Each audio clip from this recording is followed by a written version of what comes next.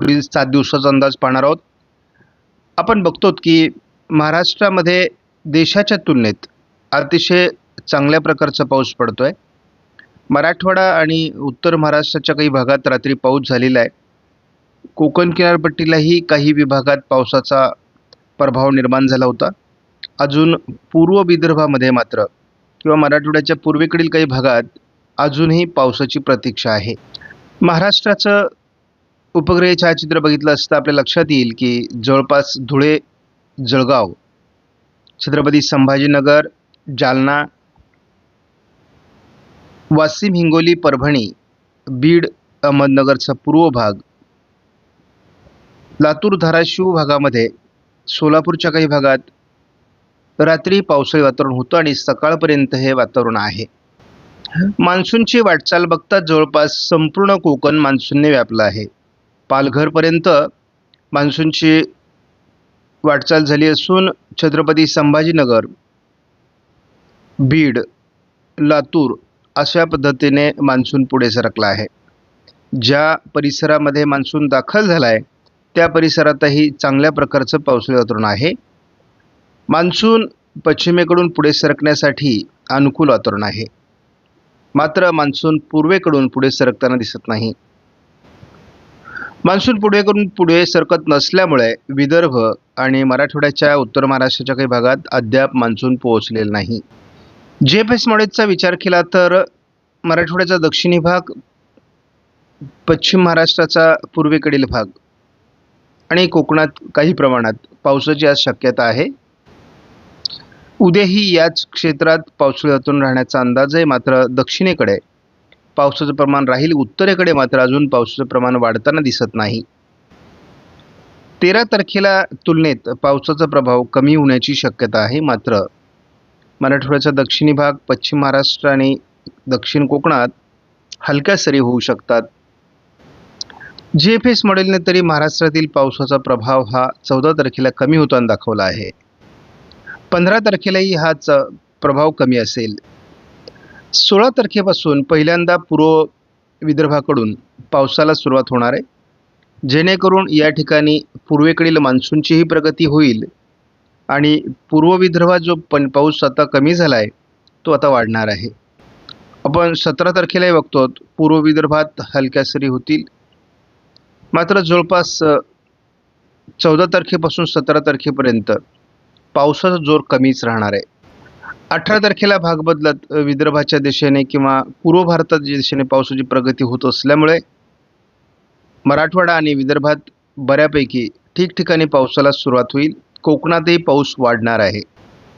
पावसाचा नवीन फेज हा साधारण 19 तारखेपासून सुरू होईल. 19-20 असं महाराष्ट्रात पुन्हा एकदा नवीन पावसाळी वातावरण सुरू होणार आहे. पूर्वेकडून पावसाची प्रगती होईल. तसंच पश्चिम किनारपट्टीकडून म्हणजे कोकणातूनही पावसाचा प्रभाव वाढायला सुरुवात होईल. म्हणजे पेरणीयोग्य पाऊस जो महाराष्ट्रामध्ये अपेक्षित आहे तो 19 तारखेपासून सुरू होणार आहे. आपण 11 तारखेची परिस्थिती म्हणजे आजची परिस्थिती बघतो.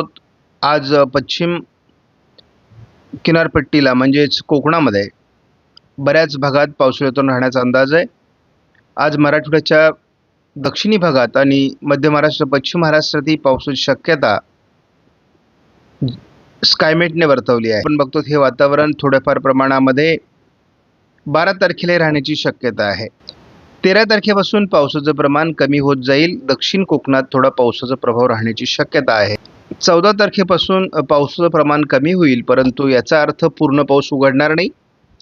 अधूनमधून काही विभागात सरी होणार आहेत. आपण बघतो 15 तारखेला पाऊस कमी आहे. मात्र 16 तारखेला विदर्भात थोडं पावसाळी वातावरण सुरू व्हायला सुरुवात होईल. स्कायमेटच्या अंदाजानुसार विदर्भ मराठवाड्यात पुन्हा 17 तारखेपासून हलक्या पावसाला सुरुवात होईल. या पावसाचं प्रमाण 18 तारखेपासून वाढायला सुरुवात होईल. ती कोकण, मध्य महाराष्ट्र, पश्चिम महाराष्ट्र, मराठवाडा, विदर्भ असं सर्वत्र वाढणार आहे. म्हणजे मान्सूनची पूर्वेकडून जी प्रगती आहे ती 15 तारखेनंतर सुरू होणार आहे. आणि स्कायमेटच्या अंदाजानुसार महाराष्ट्रात पुन्हा जोरदार पावसाला सुरुवात 19 तारखेपासून होईल. 19 ते जवळपास 25 तारखेपर्यंत कोकण आणि विदर्भ असं मोठं पावसाळी वातावरण राहील. आपला ज्या मॉडेलवर अधिक विश्वास आहे महाराष्ट्राच्या बाबतीत ते आहे ECMWF मॉडेल.